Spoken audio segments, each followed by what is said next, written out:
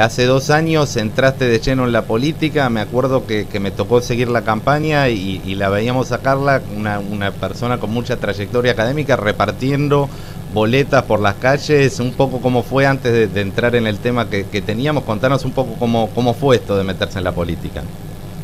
Mira, la verdad que fue muy interesante. De todos modos, yo había hecho ya, digamos, política académica. Vos sabés que no es que venía, digamos, estrictamente, mi perfil no era un perfil académico apolítico, ¿no? O sea, o apartidario. Yo tengo, digamos, de una participación activa en el radicalismo hace 30 años, pero siempre, digamos, desde el aporte desde lo académico. Y realmente, bien, porque son dos vocaciones que se proyectan. Entonces, pero fue muy interesante esto, porque creo que el mejor escenario para quienes hacemos ciencia política es la política práctica, ¿no? Las mejores preguntas y las mejores teorías salen de ahí. Entonces, claro. Realmente fue un excelente aprendizaje, y muy contenta de poder aportar una mirada también menos ética, más pragmática, y que creo que eso le falta un poco a los partidos en Argentina, digamos, y a los dirigentes en particular.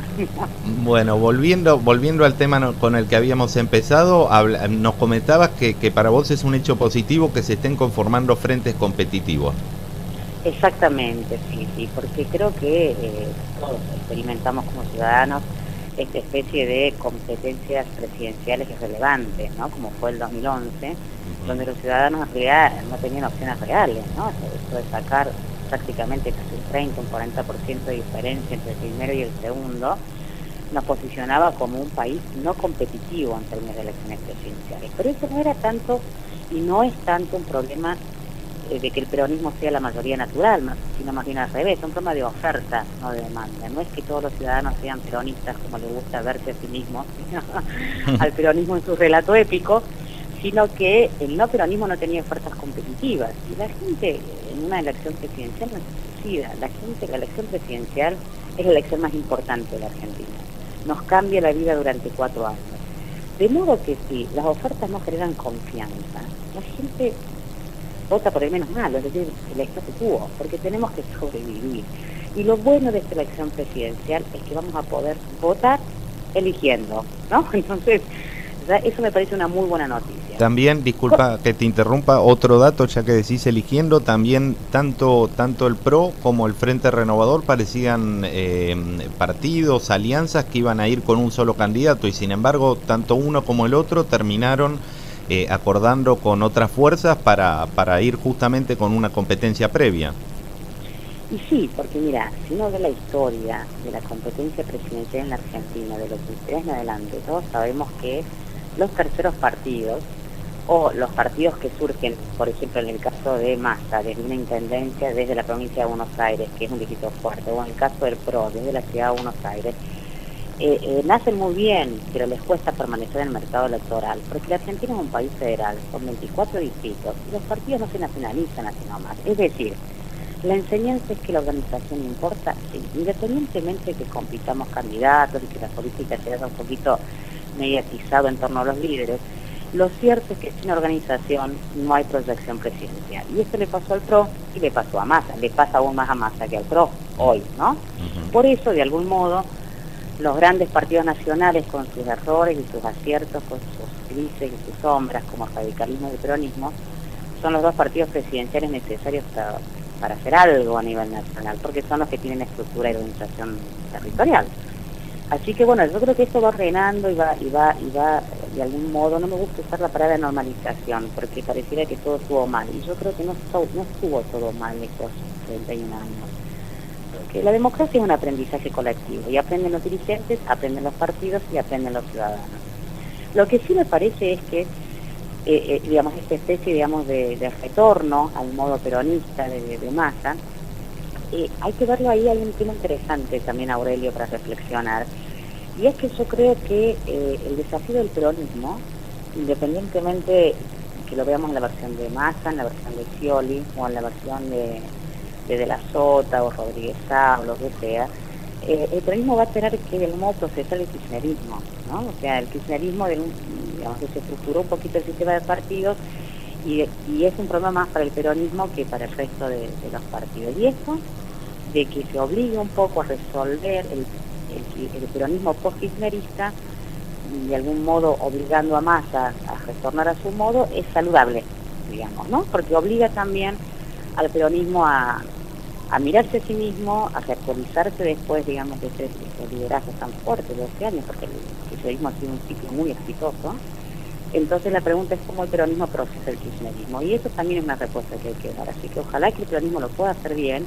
De todos modos, Aurelio, creo que a nivel provincial no es que se da tanto lo que vemos a nivel nacional. A nivel nacional pareciera que hay dos coaliciones bien ordenadas, ¿no? Peronismo, no peronismo, y eso empieza a tomar un formato más claro para los ciudadanos a nivel presidencial. Pero en las provincias, de hecho, en 10 provincias, el Frente Renovador forma coaliciones junto con el PRO, junto con la UCR, junto con partidos vecinales y provinciales.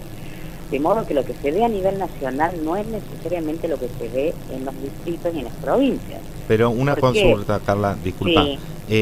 También algo que efectivamente pueden estar participando en el Frente Renovador en distintas provincias, pero algo que estaba pasando hace más o menos un año, que era no tanto esta formación independiente de coaliciones provinciales y de ejes nacionales a través de esta línea que se definió ayer, sino ir a la casa de los radicales provinciales, esa casa que se había iniciado, yo creo, este último verano, no el anterior, donde cada tanto Macri como Massa salían a buscar estas figuras provinciales.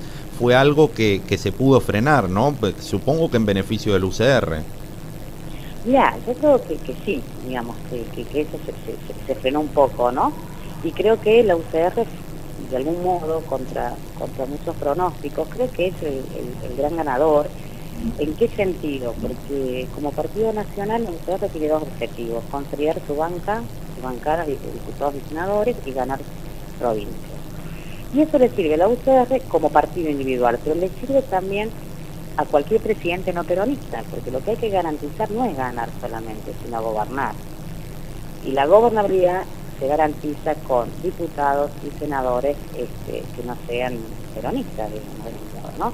De todos modos, Aurelio, creo que esta elección del 2015 es una elección sumamente interesante en la Argentina, porque lo que está generando, lo que está mostrando en escena es la fragmentación, ¿no?, del peronismo, del modo no peronista, y eso implica que no vamos a tener un liderazgo unidireccional, un liderazgo presidencial imperial. Cualquier presidente que gane, tanto del modo peronista como del modo no peronista, está obligado a consensuar sus políticas, porque aún si el peronismo, digamos, si el kirchnerismo no le interesa competir por la presidencia, le va a interesar vetar las decisiones presidenciales. De ahí que todo el mundo dice que el juego de la presidenta es consolidar una bancada fuerte en el Congreso, ¿no? Y eso me parece un escenario sumamente novedoso después de estos ciclos de 12 años que hemos tenido un presidencialismo muy fuerte, ¿no? Cualquier presidente, del modo peronista, del modo no peronista, va a ser un presidente que va a estar obligado a negociar las políticas públicas. Nadie tiene hoy el poder, ¿no? Está fragmentado, y eso es interesante, sobre todo para el elector. Una consulta, ¿se puede hacer una comparación? Porque el único gobierno de coalición que hubo en la Argentina en la era democrática fue el de Eduardo Duhalde, ¿no? Que obviamente salió de una crisis muy fuerte y era como la única posibilidad de dar un nivel de gobernabilidad, pero en este caso, de un modo más saludable, estaría dado por la distribución de fuerzas en el Parlamento y no por una hecatombe como la que había sido la del 2001. Mira, es tan interesante lo que decís, Aurelio, porque en general cuando se habla de gobiernos de coalición, la gente, la experiencia que tienen, incluso los periodistas y demás, instalan la idea de la alianza, pero en Argentina hemos gobernado en coalición mucho más de lo que se cree, ¿no? Y el caso emblemático, digamos, de una coalición exitosa fue la de Duhalde. De hecho, si analizamos los presidentes, digamos, Duhalde fue el presidente más votado digamos, en el sentido de la representación parlamentaria, obtuvo el 90% en la Asamblea Legislativa, o sea, lo votaron todos, radicales, ¿no?, peronistas, partidos provinciales, o sea que tuvo una legitimidad, un gobierno de coalición que no tuvo legitimidad electoral, pero tuvo legitimidad parlamentaria, insólito, ¿no?, que realmente tuvo mucho poder y logró justamente ser un piloto de tormentas, ¿no?, logró de alguna manera estabilizar. Así que yo creo que hay que desmitificar dos cuestiones. La primera cuestión es esta cosa de que el legado del kirchnerismo es una bomba de tiempo. Segunda cuestión, que si no hay una especie de liderazgo imperial, no hay gobernabilidad en Argentina. Yo creo que eso es un mito, más que un dato, y que los argentinos tenemos que ir transitando un país más sensato, con menos épica, menos intensidad, más políticas públicas, ¿no? Esa sería un poco la agenda que me parece que se avecina. Veremos si se concreta. Te hago una consulta, ojalá que sí, porque la verdad sería un signo de salud democrática muy importante que se pueda avanzar en esa dirección. Te hago una consulta pensando en las candidaturas de Ernesto Sanz, que la confirmó en las últimas semanas y dijo que nunca había estado en duda. También de la Sota. ¿Cómo hacen ellos para convencer al electorado de que no son meros sparrings en un entrenamiento para ir a la pelea definitiva? Mira, acá lo importante es que, digamos, cuál sería el aporte de Sanz a la coalición, digamos, no peronista. Yo creo que él va a ser un poco el presidente del radicalismo, que va a dar al radicalismo un lugar competitivo en el juego presidencial. Fíjate, el radicalismo se había transformado en un partido parlamentario, y en un partido parlamentario que había perdido bancas, muchas bancas, digamos, que uno ve, fíjate que el radicalismo tenía hoy menos bancas casi que, ¿no?, en el famoso bloque de los 44 con Perón. Entonces, realmente yo creo que el desafío del radicalismo, y eso es lo que representa Sáenz con este acuerdo, es volver a hacer del radicalismo un partido presidencial, ¿no?, que juegue en la carrera presidencial, que sea incisivo. De modo que el desafío, obviamente, de él es construir su liderazgo dentro de este proyecto colectivo, ¿no? Ahora, también creo que el radicalismo se debe un debate a sí mismo, ¿sí?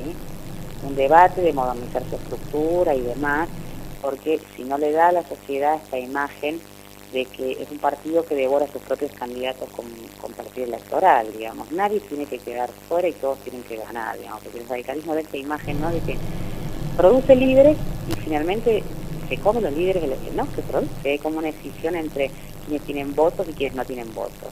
Lo bueno de esto es que, más allá de las turbulencias iniciales de la primera convención, ¿no?, entre Cobos y Sáenz, hay como entre Cobos, Sáenz, Morales, que serían un poco los que tienen votos, hay como cada vez más una percepción positiva y un juego positivo para todos. Y eso implica que también Sáenz va a poder posicionarse más.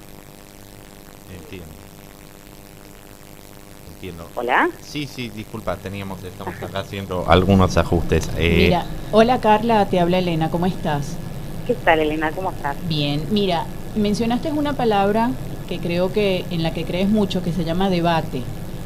Sí, y ¿cómo ves que se pueda hacer para que ese electorado quede convencido y pueda verdaderamente hacer una elección a conciencia, viendo que verdaderamente sus candidatos se puedan enfrentar en un debate? ¿Tú crees que eso va a ser posible en estas elecciones? Que se habla tanto de que puede haber más diálogo. Sí. Mira, nosotros la idea, estamos presionando mucho en el Congreso para esto. Hay un consenso inicial, básicamente son casi 80 diputados los que están demandando un poco esta idea de que el Congreso regule y obligue a que los debates sean presidenciales, y vamos a dar la batalla para que eso se logre. Pero creo que sí que falta ese espacio, porque fíjate que en Argentina sobra publicidad, sobra comunicación gubernamental, pero falta un espacio para pensar, donde los electores escruten los candidatos en función de lo que piensan hacer con el Estado. Y es que necesitamos un espacio para pensar, para ponderar. Y eso me parece que hay que lucharlo y hay que tratar de lograrlo. Creemos que sí, digamos, las únicas batallas que se pierden son las que no se dan. Claro. Así que estamos un poquito en eso, ¿no? Pero ¿crees que esa sea una promesa que puedan creer los electores si sus candidatos se la dan? Mira, no siempre que sea tan rígido en esto que vos decís, que es interesante. Muchas veces los presidentes están obligados porque en la agenda de los gobiernos hay muchos imponderables. A veces los presidentes están obligados a hacer un cambio en las promesas, y eso a veces representa mejor que no cambiar, ¿no? Exacto. Ejemplo, de la Rúa.